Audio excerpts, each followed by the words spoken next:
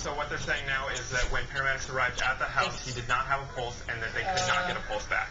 So in other words, they were not able to revive him when they arrived at Michael Jackson's house. Because originally, I guess you guys were reporting that they performed CPR and perhaps you all made the assumption that they were able to revive him. Exactly. So he didn't have a pulse when they arrived at the house. They performed CPR on the way to the hospital, could not revive him, and he has passed away.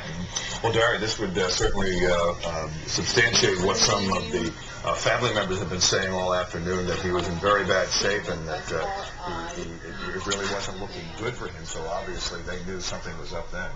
Yeah. Well, he's been in and out of medical facilities for the last couple weeks, going in 2 to 3 times. And yes, sorry, girls screaming at me. He's been going in and out. We knew it was more for skin issues. He was having some sort of skin cancer issues that he was going to get checked out, but we had not heard anything about heart conditions, so this was new news to us. You know, Dax, our doctor for Fox News was telling us also that Michael Jackson in recent years has complained of back problems. Don't know if he was on any kind of medications or anything like that, or perhaps you know if that could be related. Well, we heard that his tour was affected because he just couldn't make it through an entire set of performing, and so that's one reason they were pushing back his tour. And apparently that is true, that he just couldn't do it, and he's been rehearsing a lot. I know he's had a fellow actor, Lou Ferrigno, training him, trying to get him ready for this tour, so that could have played a huge part in this. I'm sorry, go ahead. Well, I was just going to say, I mean, this is amazing news this afternoon, and I'm sure the entertainment world is just stunned, as is all or Michael Jackson's fans this afternoon. 2 hours ago, paramedics being called to his home. You're saying now that the paramedics could not find a pulse. He was in full cardiac arrest, and then rushed to the hospital, and now we're just getting word that he has actually been pronounced dead at the hospital. I mean, this is huge news, I think, for anyone. I grew up to Michael Jackson. I was born in the 80s, and my whole, young childhood was filled with Michael Jackson and watching him and wanting to grow up to be like Michael Jackson. So this is unbelievable. Absolutely. Okay, Dax, just stand by for a moment right now. We have Dr. Manny on the line once again. Dr. Manny, you had told us earlier this afternoon that you really couldn't be determined whether his heart had actually stopped beating, but cardiac arrest, he did stop breathing. You also were telling us about some of the pain medication. You know how much his stuff is being broken down, you know? If you look at eBay. About Michael Jackson, we did not know, there's really never been any history of cardiac disease. This is a young person, and really was never admitted for any cardiovascular disease.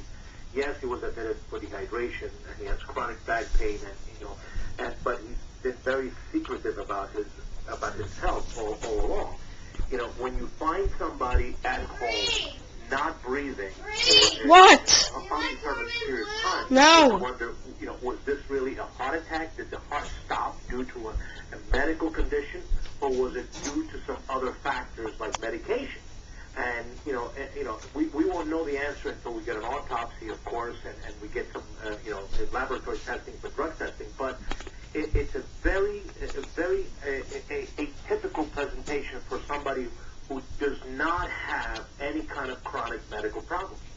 Yeah, Dr. Manny, I don't know how much you know factually or what you were able to hear of our interview with TMZ. Michael Jackson, we know, was 50 years old, and apparently, according to TMZ, when paramedics got to his house, they were not able to get a pulse and they were not able to revive him.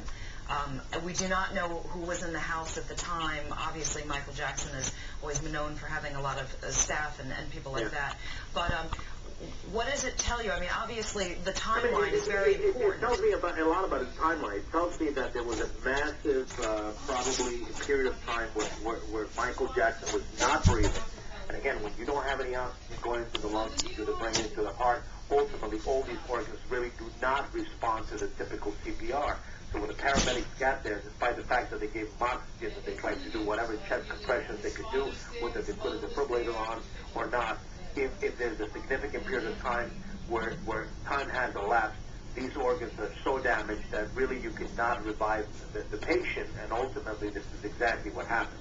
The other thing that we really tend to forget is, I mean, he was 50 years old, and to a lot of people, in some people's mind, I mean, he really wasn't that old. But I mean, a man at 50 years old, if he is in any kind of weakened condition, as you point out, I mean, this is something that is incredibly serious and may not be that surprising that it had this fatal outcome.